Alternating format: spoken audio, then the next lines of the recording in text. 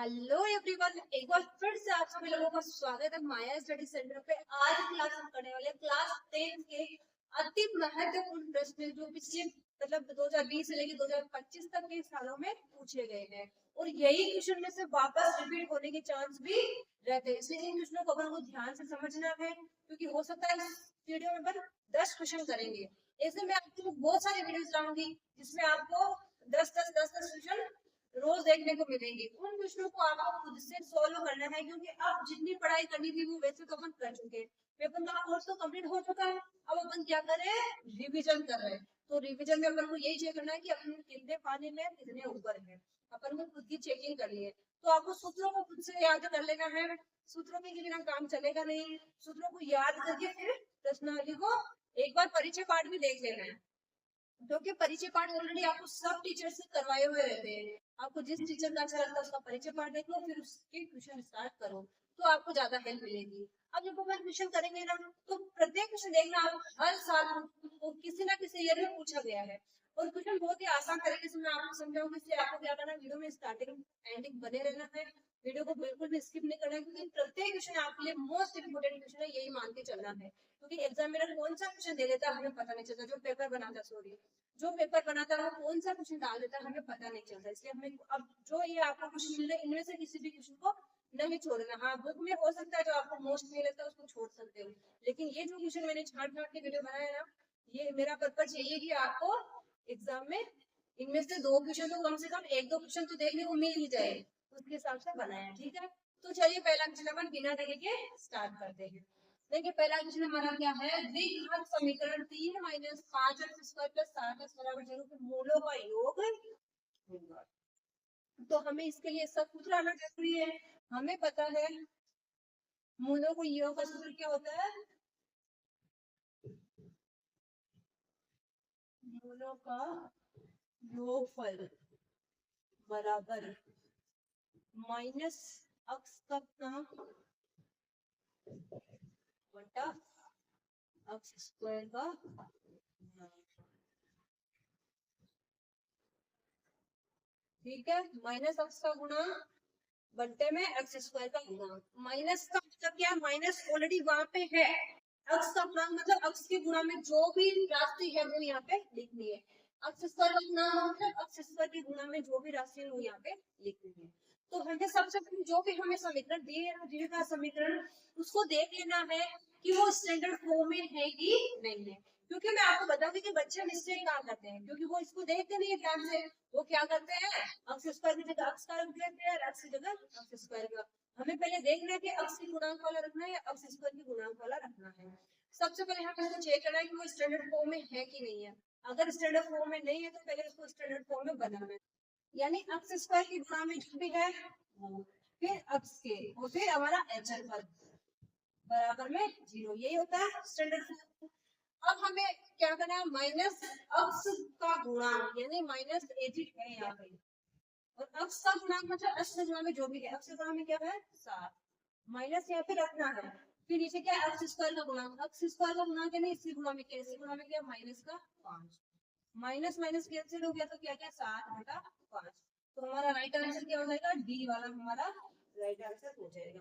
अब बच्चे गड़बड़ कहाँ करते हैं, वो क्या करते हैं, वो इसको देखेंगे तो वो क्या करेंगे, अक्ष का गुणांक और अक्ष स्क्वायर का गुणांक, तो वो इसको देखेंगे वो सोचेंगे ये तो स्टैंडर्ड फॉर्म में है।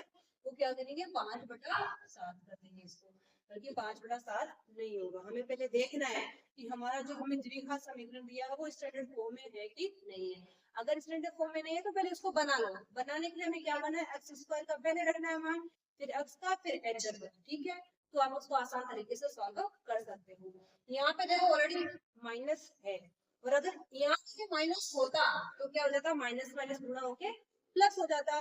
लेकिन 7 तो किसका है, प्लस का, इसलिए वो माइनस का ही रहेगा क्योंकि बाहर पहले से माइनस है।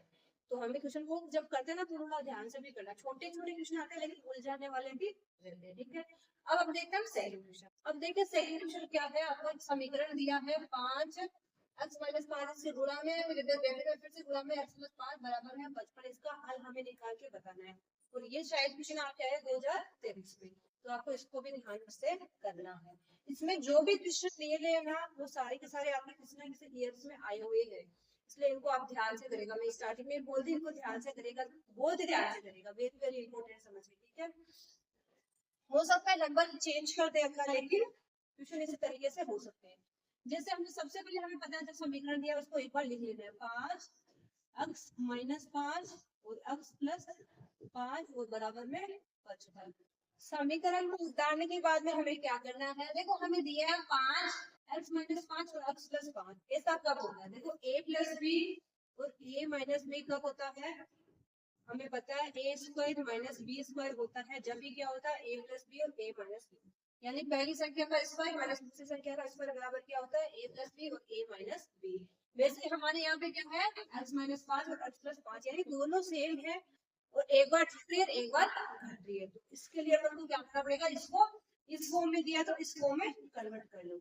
तो ए स्क्वायर का मतलब x का स्क्वायर, क्योंकि ए हमारा क्या है x, बी क्या है 5, ओके। अब इसको अपन चेंज कर लेते हैं, 5 को एक जगह में से रख लो, ये क्या हो जाएगा एक्स स्क्वायर माइनस 5 का स्क्वायर बराबर 55। अब ये 5 हमें पता है इधर गुणा में, तो इसका पक्षांतरण करेंगे तो 55 की क्या आ जाएगा भाग में। हमें पता है जब भी हम किसी संख्या का किसी भी चर का पक्षांतरण करते हैं तो प्लस वाली माइनस में, माइनस वाले प्लस में, गुणा वाले भाग में, भाग वाली गुणा में, ठीक है। एक्स स्क्वायर माइनस 5 स्क्वायर ऐसा का ऐसा और 55 बटे 5, तो ये क्या हो गया एक्स स्क्वायर माइनस 5 का स्क्वायर कर दो हो गया 25 बराबर, ये कट हो गया 11 5 55। अब 25 को उधर लेके जाओ, 11 ये हो गया प्लस 25, फिर माइनस का उधर जाएगा तो प्लस का, एक्स स्क्वायर बराबर हो गया 5 1 6 2 1 3 यानी 36, तो एक्स बराबर हो गया रूट, इसको यहाँ पे नहीं हटाया ना अपन, यहाँ पे हटाया, पहले तो हो गया एक्स स्क्वायर बराबर 36, अब एक्स बराबर हो जाएगा जब इधर से अपन स्क्वायर हटाएंगे बराबर के इधर से स्क्वायर हटाते तो क्या जाता है रूट चढ़ जाता है इधर वाली, इधर से हटाया तो हो गया रूट 36, तो एक्स बराबर हो गया प्लस माइनस 36, ठीक है। ये प्लस का भी हो सकता है माइनस का भी, सॉरी 36 में 6, क्योंकि 36 का वर्गमूल क्या होता है 6, कभी कभी क्या का क्या ही बोल देते हैं, जब 36 का वर्गमूल निकालते हैं क्या आता है 6, तो प्लस माइनस कुछ भी आ सकता है। अब देखिए आपको ऑप्शन मैंने इसमें दिए नहीं शायद, तो ऑप्शन में ए है माइनस प्लस 3, बी है प्लस माइनस 5, सी है प्लस माइनस 6 और डी है प्लस माइनस 8, ठीक है। इनमें से कोई सा भी ऑप्शन आपको दिया जा सकता है, ओके। तो अपन का कौन सा हो जाएगा answer, option number C plus minus 6। अब हम करते हैं क्वेश्चन नंबर 3। देखिए हमारा क्वेश्चन नंबर 3 तो बहुत ही ज्यादा इम्पोर्टेंट है, क्योंकि ये पेपर जिसने बनाया है ना, जो पेपर बनाते हैं उनको बहुत ही अच्छा लग रहा है ये क्वेश्चन। तो वो क्या करे 2020 में भी दे दिया, देखो 2022 में भी दे दिया, 23 में भी दे दिया, 24 में भी दे दिया, हो सकता है 25 में भी आपको दे दिया जाए, इसलिए इस क्वेश्चन को आपको ध्यान से करना है। वो देखने में टफ लग रहा है लेकिन बहुत आसान क्वेश्चन है, आप लोग बोलोगे हम इस क्वेश्चन को तो उड़ा के आ जाएंगे ना, तो चलिए देखिए इस क्वेश्चन को किस तरीके से करना है। देखिए क्वेश्चन क्या बोलता है, एक समबाहु त्रिभुज जिसकी प्रत्येक भुजा की लंबाई 16 सेंटीमीटर है कि शीर्ष लंब की लंबाई होगी। अब ये क्या होता है, हमें समबाहु त्रिभुज है ना, समबाहु त्रिभुज क्या होता है जिसकी तीनों भुजाएं भी क्या होती है बराबर बराबर बराबर। कई बच्चों को नहीं पता होता है लेकिन पता होना चाहिए, समबाहु त्रिभुज क्या होता है जिसकी तीनों भुजाएं क्या होती है इक्वल होती है। जैसे मान लो ये हमारा एक समबाहु त्रिभुज है, अगर इसकी ये भुजा 8 है, ये भी 8 ही होगी, ये भी 8 ही होगी, मानो कितने भी हो चाहे, ये जरूरी है ये 8 ही। मैं एग्जाम्पल लेके बोल रही हूँ, मान लो ए का नाम दे देते, ये ए है तो ये भी ए ही होगी, अगर ये 10 है ये भी 10 होगी, समबाहु का मतलब तीनों भुजाएं बराबर है। तो हमें इस कंडीशन में इसका शीर्ष लंब यानी ये लंब हो गया, ये लंब डाल दिया, ठीक है, लंब हो गया, और जहाँ पे लंब डाला जाता है जहाँ पे आ रहा है वहां पे हो जाता है 90 डिग्री का कोण, ठीक है। और जहाँ पे 90 डिग्री का कोण मतलब उसके सामने वाली भुजा क्या होती है कर्ण, ये भुजा कर्ण है। अब देखो हमें माप दिया है, हमें क्या बोला गया है, हमें ए से नहीं करना, हमें माप क्या दिया गया है, इसकी प्रत्येक भुजा की लंबाई लिखी है 16 16, तो ये भी 16 है, ये भी 16 है, ये भी 16 है। अब भाई अगर ये 16 है पूरी 16 है, इसको अपन ने शीर्ष लंब डाल दिया, दो भुजाओं में विभक्त, दो भागों में विभक्त कर दिया, यानी दो भागों में बांट दिया, तो ये आधी आधी हो जाएगी, ये 8 हो जाएगी, ये भी क्या हो जाएगी 8 हो जाएगी। अब हमें देखो निकालना क्या है, हमें निकालना इसकी लंबाई। शीर्ष लंब यही है जो शीर्ष लंब डाला है, इस लंब की लंबाई निकालनी, तो इसकी लंबाई अपन कैसे निकाल सकते हैं, बहुत आसान तरीके से निकाल सकते हैं, क्योंकि हमने स्टार्टिंग से ही जब अपन साइन सिक्स से आ जाता है पाइथागोरस प्रमेय, पाइथागोरस ने प्रमेय दी थी ना, tan का स्क्वायर बराबर आधार का स्क्वायर प्लस लंब का स्क्वायर, वो वाला फॉर्मूला इसमें अपन लगाएंगे। तो हमें पता है, हमें देखो दो चीजें दे दी है, कर्ण मिल गया है, आधार मिल गया है, हमारे पास में लंब नहीं है, तो अपन लंब आसानी से निकाल सकते हैं। पाइथागोरस ने क्या बोला था, आपको तो दो चीजें दी है तो आप तीसरी चीज आसानी से निकाल सकते हो, चाहे कर्ण नहीं दिया, चाहे आधार नहीं दिया, चाहे लंब, तीनों में से कोई सा भी एक नहीं दिया, दो दिए तो आप निकाल सकते हो, हमें केवल लंब निकालना है, बाकी दो चीजें तो है हमारे पास में।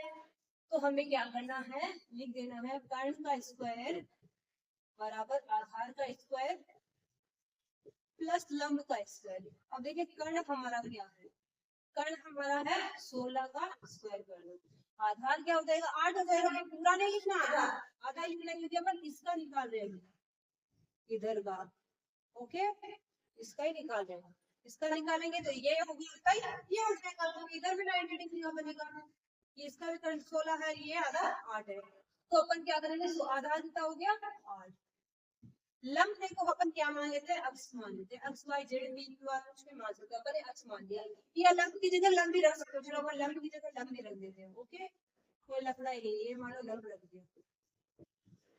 अब इसको सोल्व कर लो, 16 का क्या होता है 256 स्क्वायर, ओहो स्क्वायर का को करे हो भाई, 16 का तो स्क्वायर करते हैं 256 आता है, 8 का क्या हो जाएगा 64 प्लस लंब का स्क्वायर। अब इसको 64 से इधर लिया, 256 माइनस 64 बराबर लंब का स्क्वायर। अब लंब इसका वेक्टर क्या हो जाएगा, 6 में से 4 गया तो 2, यहाँ पे हो गया 4 सॉरी 5, 15 में से 6 गया तो 9, 192 बराबर लंब का स्क्वायर। अब लंब बराबर क्या हो जाएगा, इसके अंदर आ जाएगा 192 की जब स्क्वायर हटाएंगे तो लंब क्या हो जाएगा, अब देखो आप इसको टुकड़ों में बांट लो, मतलब इसके अभाज्य गुणनफल कर लो, जो पेयर को अपन बाहर निकालेंगे, 2 से करेंगे 9 दूनी 18, 6 दूनी 12, 2 से करेंगे तो 4 दूनी 8, 8 दूनी 16, 2 से किया तो 24, 2 से किया तो 12, 2 से किया तो 6, फिर 2 से किया तो 3, 3 एकम 3, तो इसके देखो क्या है अभाज्य गुणनफल, 1 2 3 4 5 6 और ये 3। अब देखो जिनके दोनों के जोड़े बने और उनको दो के जोड़े बना के एक एक को बाहर निकालो, एक दो बार आ गया, इसमें से एक दो बार आ गया, इसमें से एक दो बार आ गया, 3 का कोई जोड़ा नहीं है लेकिन बाहर निकलेगा, यानी 3 में रह जाएगा, क्योंकि इसका वर्गमूल पूर्ण वर्ग संख्या नहीं है। अब इनको गुणा कर लो, लंब बराबर क्या आ जाएगा, 2 दूनी 4, 4 दूनी 8 रूट 3। अब इसमें आपको भले ही अपनी टाइम लग रहा है क्योंकि आपको प्रैक्टिस नहीं है, लेकिन अगर आप प्रैक्टिस कर लोगे, जैसे आप यहाँ पे क्या कर सकते हो, जैसे यहाँ पे 16 दिया तो चेंज क्या कर सकता है, मान लो यहाँ पे 12 सेंटीमीटर दे सकता है, 14 सेंटीमीटर दे सकता है, 18 सेंटीमीटर दे सकता है, 20 सेंटीमीटर दे सकता है, खाली संभव रुचि भुजा का माप चेंज कर सकता है, कॉन्सेप्ट तो वो का वो लगने वाला है, कॉन्सेप्ट में कुछ भी चेंज नहीं आएगा। हमें क्या करना है, जो भी भुजा हमें दी है उसके हिसाब से हमें आधार कर्ण पता लगा लेना है, लंब हमें पता लंब रख देना है, फिर कर्ण का स्क्वायर बराबर आधार स्क्वायर प्लस लंब स्क्वायर फॉर्मूला से लंब निकाल लेना, तो हमारे लंब क्या रहेगा 8 तो ऑप्शन नंबर सी हमारा आंसर हो जाएगा। आपको कुछ भी दे दिया जाए, और वैसे अगर अपन इसको ठीक से देखते हैं तो देखिए ये कैसे होता है, जैसे 16 किसी प्रतिभुजा तो इसका आधा कर दो, इसका आधा मतलब 8 हो गया, रूट 3 तो आएगा ही आएगा। अगर यहाँ पे जब 12 सेंटीमीटर होगी तो क्या होगा, देखो अगर 12 होगी तो ये मान लो 12 है, तो ये 12 का आधा क्या हो गया 6, ये भी 6, ये 12। अब इसको करके देख लो, 12 12 144 हो जाता, आप करके देखना क्या आंसर आता है आपके, उसके हिसाब से आता है कि नहीं आता। जितनी भी भुजाएं आती है ना, जो भी मतलब भुजा का माप दिया उसका आधा कर लो, आधा करके रूट 3 तो गुणा में रहेगा ही रहेगा, वही हमारे आंसर हो जाएगा, ठीक है। अब हम करते हैं क्वेश्चन नंबर 4। इस प्रकार का क्वेश्चन भी हर बार एग्जाम में देखा जाता है, मोस्ट इंपोर्टेंट क्वेश्चन है। जैसे देखो हमें दिया गया बिंदु ए जिसके निर्देशांक है सी और 0, और बिंदु बी है उसके निर्देशांक 0 और -3 के बीच की दूरी होगी, हमें दो बिंदु दिए ए और बी, उनके निर्देशांक दिए। तो हमें पता है जब भी हमें कोई भी बिंदु के निर्देशांक दिए जाते हैं तो उन निर्देशांकों में पहले वाला होता है अक्ष का, दूसरा वाला वाई, हमेशा याद रखना। पहला दो निर्देशांक है तो पहला वाला अक्ष का, दूसरा वाला वाई का, यानी x1 y1। दो बिंदु हो गया तो हम क्या करेंगे, एक को x1 दूसरे वाले को y1। ठीक है, इसी प्रकार दूसरे बिंदु का भी x2 और y2। और हमें इसका फॉर्मूला पता होना चाहिए। तो सबसे पहले तो हम क्या करेंगे, इनको नाम दे देते हैं। मान लो ये तो हमारा है x1, ये है y1, ये हमें पता होना चाहिए। मैं से आप लोगों को ध्यान है उसके लिए लिख रही हूँ x2 y2। अब इसका फॉर्मूला लगाते हैं। बीच की दूरी का फॉर्मूला होता है, आपको पूरा लिखना है, बिंदुओं के बीच की दूरी बराबर x1 माइनस x2 का whole square plus y1 minus y2 का होल स्क्वायर, और इस पूरे के अंडर रूट। ठीक है ना, ये सूत्र हमेशा याद रखना, ये बीच की दूरी का सूत्र तो आपको याद करना पड़ेगा। अब देखिए हमारा x1 क्या है, उसकी जगह x1 रख दो, x2 क्या है उसकी जगह वो रख दो, जो रख दो वो रख दो।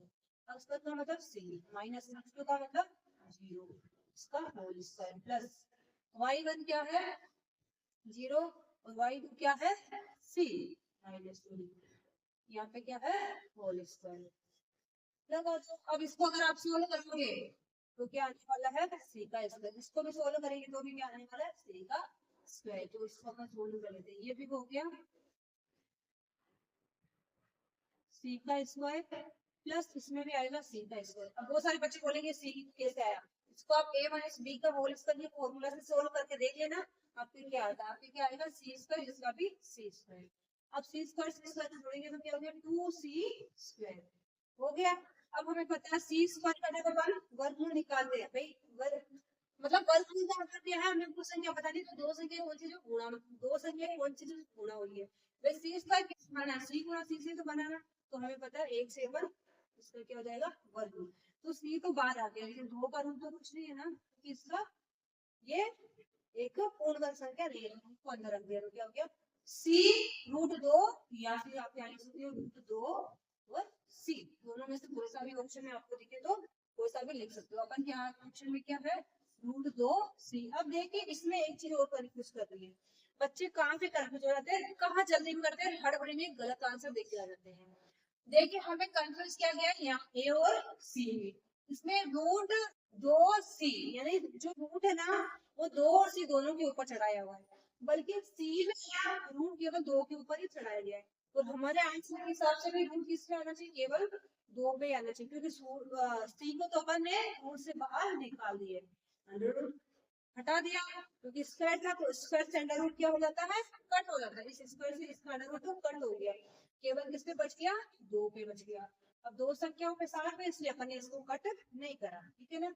तो c का अपन हटाएंगे तो c तो बाहर आ गया और 2 के रूट बच गया, तो अपन का आंसर क्या हो गया ऑप्शन सी हमारा राइट आंसर हो जाएगा। ठीक है, इसी के साथ फोर्थ क्वेश्चन तो हो गया कंप्लीट। अब बढ़ते हैं क्वेश्चन नंबर 5 की तरफ। क्वेश्चन नंबर 5 में हमें दिया गया एलसीएम और एचसीएफ, यानी कि हमें दिया गया दोनों चीजें नहीं देंगे, हमें दिया गया एलसीएम।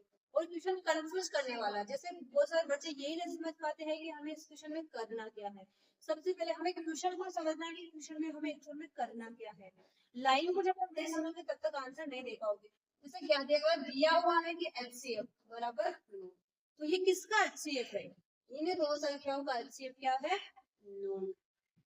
क्या समझ में आया। इसी प्रकार से दिया गया एलसीएम कितना होगा, यानी इन्हीं दोनों संख्याओं का एलसीएम कितना होगा।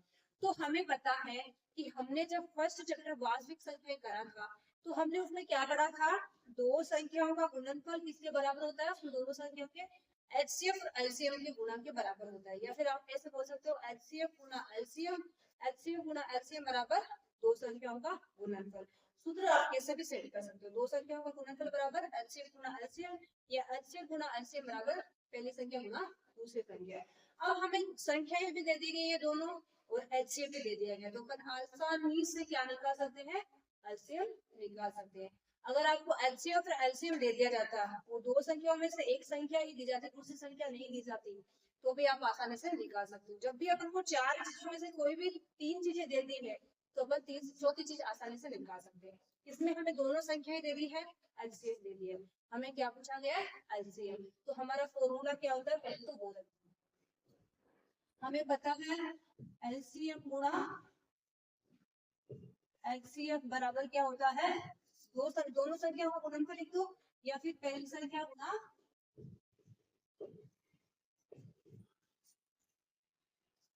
दूसरी संख्या। ठीक है, कैसे भी लिख सकते हो। अब हमें एलसीएम को दिया नहीं है तो एलसीएम लिख दो, और गुणा एलसीएम कितना दिया गया है, वो है। पहली संख्या देखो क्या 306 है, दूसरी संख्या 657 है, लिख लिया ऐसे। अब हमें पता है इस प्रकार से जब भी गुणा में होंगे तो जो गुणा में रहती है वो भाग में चली जाती है। एलसीएम को इधर रख लेंगे, 9 को लेके जाएंगे उधर, तो 306 गुणा 657 बटे 9, 9 का भाग लगा तो इसमें लगाओगे, इसमें तो नहीं जाएगा, हाँ दोनों में चला जाएगा, इसमें भी चला जाएगा इसमें भी चला जाएगा। चलो अपन इसमें लगा देते हैं, 9 3 47, 3 बच गया, क्या आ गया 34 गुना 657, और जब आप इसको गुना करोगे तो आपके क्या आएगा 22,338। ये गुना आपको खुद को करके देखना है कि जब इन दोनों संख्याओं को आप गुना करोगे तो क्या आएगा, यही क्या हो जाएगा, इन दोनों संख्याओं का एलसीएम हो जाएगा। तो अपन का आंसर कौन सा हुआ, ऑप्शन नंबर सी। और इसमें देखो वैसे भी कंफ्यूज नहीं होना है, क्योंकि हमें पता है 700 तो क्या होता है 28, 28 मतलब हमारे क्या आना चाहिए, लास्ट वाला इकाई है 8 आना चाहिए। तो देखो ऑप्शन कौन सा में 8 आ रहा है इकाई, इसमें यार तो अपन का डेफिनेटली आंसर यही होगा। अगर इनमें से कोई नहीं हो रहा है ऑप्शन में, जब तो अपन को गुना करके ही देखना पड़ेगा। अदरवाइज आप अगर 4 ऑप्शन दिए हैं इस प्रकार से गुना करना है, दो मतलब एक किसी में भी लास्ट वाला सेम नहीं है, तो अपन बिना गुणा किए भी आंसर दे सकते हैं, केवल अंतिम अंक से यानी केवल इकाई अंक से आंसर का पता लगा सकते हैं। अगर मान लो इनमें से दो ऑप्शन में आंसर दे दे रहे तो अपन को गुना करके ही देखना पड़ेगा। ओके, अब चलिए अपन बढ़ते हैं। देखिए छठवां क्वेश्चन क्या बोला, यदि रैखिक समीकरण युग्म संगत है तो रेखाएं होंगी। यानी अगर आपको दो रैखिक समीकरण दिए उनका युग्म संगत है तो हमें रैखिक समीकरण नहीं दिए, केवल उनके बारे में बताना है कि रैखिक समीकरणों का युग्म अगर संगत होता है तो वो रेखाएं कौन सी होती है। तो मैं ज्यादा डिटेल में तो इसको आपको नहीं समझाऊंगी, क्योंकि एक और क्वेश्चन आएगा जिसमें अपन डिटेल से समझेंगे, लेकिन थोड़ा थोड़ा बता रही हूँ। हमें पता है जब भी किन्हीं रैखिक समीकरणों का युग्म संगत होता है तो वो क्यों होता है, कब होता है। देखिए जब भी किसी भी कोई भी दो रैखिक समीकरण होती है उनका युग्म संगत कौन सी कंडीशन में होता है, कौन सी कंडीशन में होता है, यदि उन समीकरणों का केवल एक हल या एक से अनेक हल निकल जाते हैं। एक हल भी अगर निकल गया है, एक से ज्यादा तो होगा ही होगा, और अगर एक भी हल उनका मिल गया है तो भी उन समीकरणों का युग्म क्या होता है, संगत ही होता है।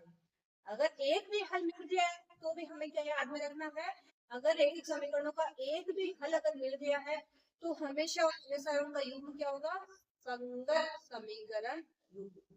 अब एक से ज्यादा तो संगत होगा ही होगा। अब हमें उसके साथ ही क्या याद में रखना होता है कि एक हल किसमें मिलता है, प्रतिच्छेद रेखाओं में, और अनेक हल किसमें मिलते हैं, समपाती रेखाओं में। समपाती रेखाएं कौन सी होती है, जो एक के ऊपर एक आती है, मान लो ये है इस प्रकार से, और प्रतिच्छेद कौन सी होती है, इस प्रकार, इनका ये एक ही हल होता है। तो इनका जो युग्म होता है वो क्या होता है, संगत। अब हमें पता है भाई संगत कब होगा, जब उनका एक हल होगा या एक से ज्यादा हल होंगे। तो एक हल कब होता है, प्रतिच्छेदी रेखाओं में, और एक से ज्यादा हल कब होते हैं, संपाती रेखाओं में। तो इसका मतलब संपाती रेखाएं होती है और प्रतिच्छेदी रेखाएं होती है, दोनों ही कंडीशन में समीकरणों का युग्म क्या होता है, संगत समीकरण युग्म। केवल हमें संपाती याद में नहीं रखना है, ऑप्शन में केवल संपाती दिया है, प्रतिच्छेदी दिया ही नहीं है तो संपाती हो सकता है। अगर दोनों साथ में दिया है प्रतिच्छेदी और संपाती तो दोनों वाला ऑप्शन हमारा आंसर होगा। जैसे मान लो ऑप्शन कैसे भी दे सकता है, जैसे दिया समांतर संपाती प्रतिच्छेदी या संपाती और हमेशा प्रतिच्छेदी। तो देखिए हमें ये नहीं लगा कि संपाती का ही होता है, नहीं, अगर प्रतिच्छेदी और संपाती दोनों दिया है तो हमारा दोनों वाला ऑप्शन आंसर होगा। क्योंकि हमें पता है चाहे प्रतिच्छेदी रेखाएं जिनका एक ही हल होता है उनका भी क्या होता है, अगर किसी भी दो समीकरणों का रैखिक समीकरणों का अगर एक भी हल हमें मिल गया तो भी उनका युग्म क्या होता है, संगत। तो ऐसा कौन सी कंडीशन में होता है, प्रतिच्छेदी रेखाएं। तो प्रतिच्छेदी रेखाओं का हमें संगत समीकरण युग्म होता है, तो संपाती रेखाओं का भी क्या होता है, संगत समीकरण युग्म होता है। तो हमें यही ध्यान में रखना है कि दोनों कंडीशन में अगर दोनों ऑप्शन दिए साथ में तो दोनों वाला ही हमारा आंसर होगा। कई बार क्या हो सकता है प्रतिच्छेदी अलग से दे दे, संपाती अलग से दे दे, और इनमें से कोई नहीं, या फिर ये दोनों ऐसे भी दे सकता है। तो ये दोनों मतलब ए और बी दोनों दिया, तो ए और बी दोनों अलग अलग है, तो ए और बी दोनों वाला आंसर हमारा होगा। ठीक है। तो कई बार क्या होता है, दोनों का साथ में नहीं दिया, मान लो संपाती का अलग नहीं दिया, प्रतिच्छेदी का अलग नहीं दिया, इनमें से कोई नहीं दे दिया है, और एक दे दिया है समांतर, तो इनमें से कोई नहीं वाला होगा, क्योंकि केवल संपाती का भी नहीं होता है, केवल प्रतिच्छेदी का भी नहीं होता है, दोनों अगर दिए तो दोनों का ही होगा। ठीक है, इस प्रकार से अपन को ध्यान में रखते हुए आंसर देके आना है। अब करते हैं क्वेश्चन नंबर 7 की तरफ। देखिए क्वेश्चन नंबर 7 है ना, ये भी वेरी मोस्ट इंपोर्टेंट क्वेश्चन है, ये भी 2022 या 23 में शायद से कुछ पूछा गया है। तो देखिए k का वह मान ज्ञात कीजिए जिसके लिए समीकरण x square plus kx plus 10 बराबर 0 की मूल वास्तविक एवं बराबर है। हमें क्या करना है, इसमें k का मान निकाल के बताना है, जिसमें हमें हिंट दिया गया है कि इस समीकरण के मूल क्या होंगे, वास्तविक एवं बराबर होंगे।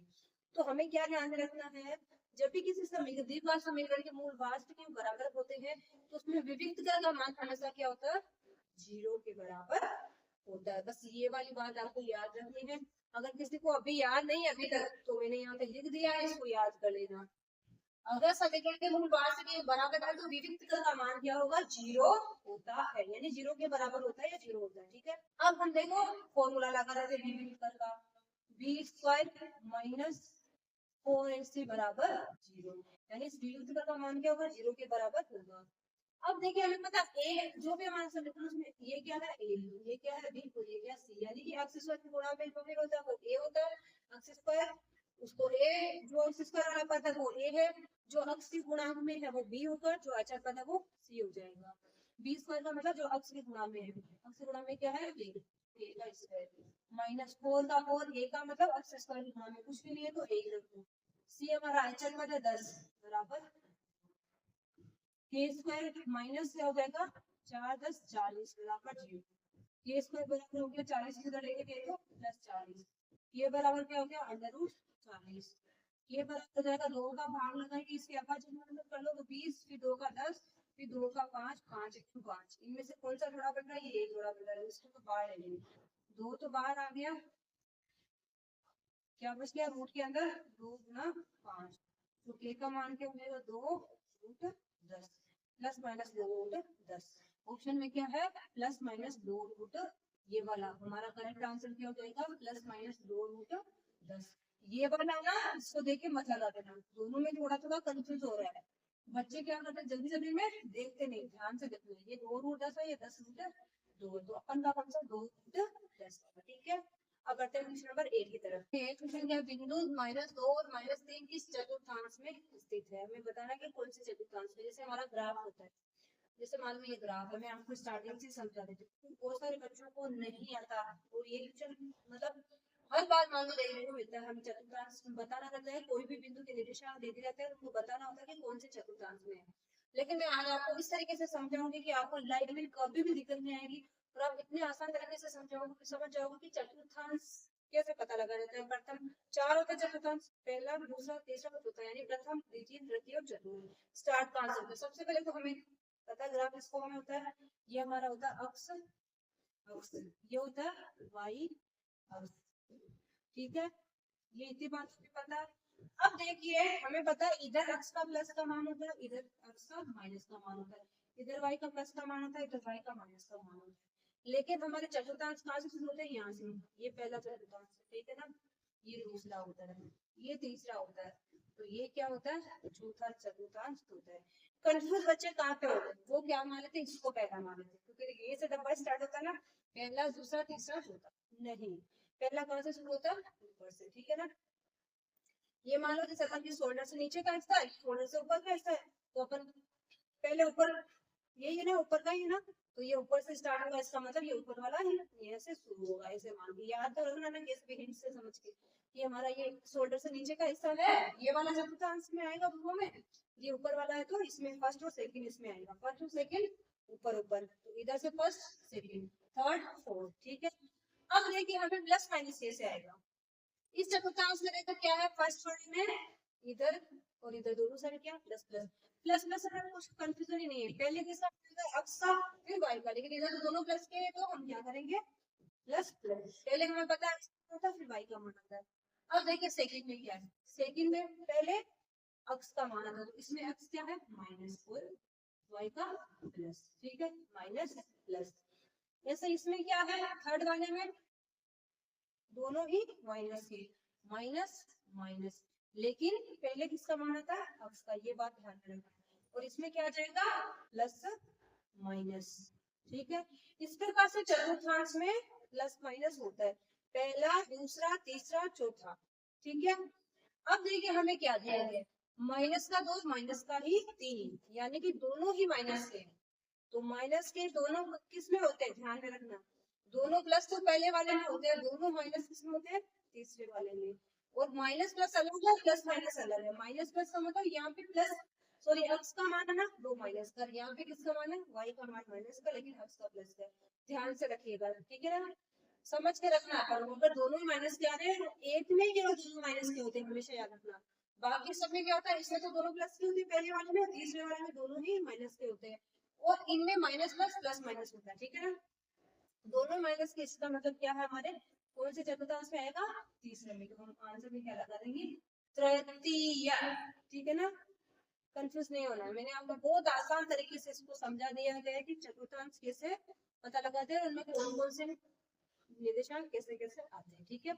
अब बढ़ते हैं नेक्स्ट क्वेश्चन की तरफ। नौवां क्वेश्चन हमारा है समांतर मानेगा, तो हमें क्वेश्चन क्या दिया गया है, यदि a माइनस ए ये एक अलग पद है, a प्लस 5 ये दूसरा पद है, a प्लस 17 तीसरा पद है, का समांतरवादी क्या है 10 है। इन तीनों पदों का समांतरवादी कितना है 10 है, तो a का मान ज्ञात कीजिए। तो अपन बड़े ही आसान तरीके से a का मान निकाल सकते हैं, क्योंकि हमें पता है समांतरवादी अगर दे दिया गया है तो इन पदों में केवल a ही लुप्त है, तो अपन a को आसानी से निकाल सकते हैं। हमें पता है समांतरवादी का सूत्र क्या होता है पदों का योग बटा पदों की संख्या।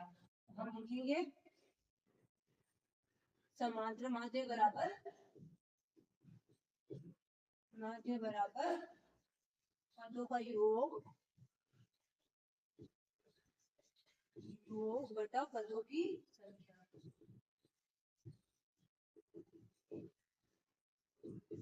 अब देखिए पदों का योग मतलब कितने पद है 1 2 3 तीनों को जोड़ दो, a minus A plus a plus 5 plus a plus 17, ठीक है। पदों की संख्या है 3 पद है, समांतर माध्य हमें दिया गया 10 तो 10 बराबर इनको जोड़ लो सबको, a minus A plus a plus 5 plus a plus 17, ये 3। अब देखो चूंकि 10 तो इधर चलेगा साथ में a तो क्या हो गया 3a माइनस माइनस नहीं सॉरी प्लस का आएगा ना, माइनस का तो एक ही है, 17 21 हो जाएगा ना, कि 22 आएगा उसमें से एक जाएगा तो 21 हो जाएगा, तो प्लस का 21 बटे 3, ये 3 इससे गुणा हो जाएगा तो ये हो गया 30, 30 बराबर 3a प्लस 21, 21 को इधर ले जाओ 30 माइनस 21 बराबर 3a, तो 30 माइनस 21 बटे में 3 आ जाएगा बराबर a आ जाएगा, a बराबर क्या हो जाएगा 9 बचेगा ना, 9 बटे 3, a बराबर हो गया 3 3 9। इसका मतलब हमारे पास में a बराबर क्या आ गया 3 आ गया, तो हमारा आंसर तो हो गया 3। अब आप इसमें रख के एक बार चेक भी कर सकते हैं, यहाँ पे आपने 3 रखा तो 3 माइनस 1 क्या हो जाएगा 2, फिर क्या है 3 प्लस 5 क्या हो जाएगा 8 प्लस 3 प्लस 17 क्या हो गया 20, 20 28 30, 30 में कितने पद है 3, 3 का भाग दे तो समांतर वाले कितना आएगा 10। तो अपन ने जो आंसर निकाला वो एकदम राइट निकाला। अपन वेरिफिकेशन भी कर सकते हैं कि हमारा आंसर सही आया कि नहीं, ठीक है। अब बढ़ते हैं क्वेश्चन नंबर ये कितना है 9 यानी 10। हमारे इस भेज 26 मैंने केवल 2026 के पेपर को टारगेट करके वीडियो बनाया है, तो इसमें मेरा ये रहेगा, आप थंबनेल में भी देखना फेस 2026 एग्जाम उसको बोल करके रहेगा। तो फर्स्ट क्लास में हमारा क्या रहेगा 10 क्वेश्चन रहेंगे, लास्ट 10 क्वेश्चन को अपन को ध्यान से समझना है, क्योंकि 1 से लेकर 10 का क्वेश्चन उतने इंपॉर्टेंट है, जितना पहला क्वेश्चन है उतना इंपॉर्टेंट 10 का क्वेश्चन है, ठीक है। अब देखिए हम इस सीरीज का करते हैं क्वेश्चन नंबर 10 जो हमारा लास्ट क्वेश्चन है, और इस क्वेश्चन में मैं आपको A1 A2 B1 B2 C1 C2 के बारे में डिटेल से फिर से समझाऊंगी, क्योंकि चैप्टर को जब तक समझ में नहीं आता है और इसमें मतलब लोचा ही उसका A1 A2 B1 B2 C1 C2 का ही है, अगर आपको कंपैरिजन करना आ गया क्योंकि हमें पता है A1 A2 B1 B2 C1 C2 तीनों ही बराबर होते हैं, तो उनकी रेखाएं क्या होती है, समीकरणों की रेखाएं क्या होती है, समपाती होती है। और उनका हल क्या होता है, अनेक हल मिलते हैं, अनेक हल होता है तो समीकरणों क्या होता है, संगत समीकरण। फिर हमें देखना है A1 A2 B1 B2 तो बराबर है, लेकिन C1 C2 उनके बराबर नहीं है, तो ऐसा कौन सी कंडीशन होता है, समांतर रेखाएं होती है, यानी कि उन दो समीकरणों की रेखाएं क्या होगी, समांतर रेखाएं होगी। अगर रेखा समांतर है तो उन समीकरणों का युग्म क्या होगा, असंगत समीकरण युग्म होगा। उनका कोई भी हल नहीं होता है, क्योंकि वो कहीं पे भी मिलती नहीं है, एक दूसरे समांतर रेखाएं तो कहीं पे भी मिलती नहीं है, मिलती नहीं है तो उनका हल भी कुछ भी नहीं होता है। अगर कोई हल नहीं है तो उनका युग्म क्या होगा, असंगत समीकरण युग्म होगा। और एक और कौन सा होता है, अगर आपको रेखीय समीकरण दी है तो उनमें आप तुलना करते हो A1 A2 B1 B2 C1 C2, इसमें C1 C2 तक जाना ही नहीं है। अगर A1 A2 B1 B2 ही बराबर नहीं है तो क्या होगा, वो रेखाएं कौन सी होगी, प्रतिच्छेदी रेखाएं होंगी। और प्रतिच्छेदी रेखाओं में क्या होता है, जहां पे वो जिस पॉइंट पे वो मिलती है एक दूसरे को प्रतिच्छेद करती है, जब प्रतिच्छेदी कहलाती है। जिस पॉइंट पे मिलती है वो ही उनका केवल एक अद्वितीय हल होता है। और अगर याद रखना, अगर आपको ये दो रैखिक समीकरण दी गई है, उनका अगर आपको एक भी हल मिल गया है, अनेक हल मिल गए जब तो है ही, एक भी हल मिल गया तो उस कंडीशन में भी समीकरण का युग्म कौन सा होता है, संगत समीकरण। तो संगत समीकरण युग्म कौन सी कंडीशन होता है, एक प्रतिच्छेदी रेखाओं में और एक समबाहु रेखाओं में, दोनों में क्या होता है, उनका युग्म संगत होता है, समीकरणों का युग्म होता है संगत।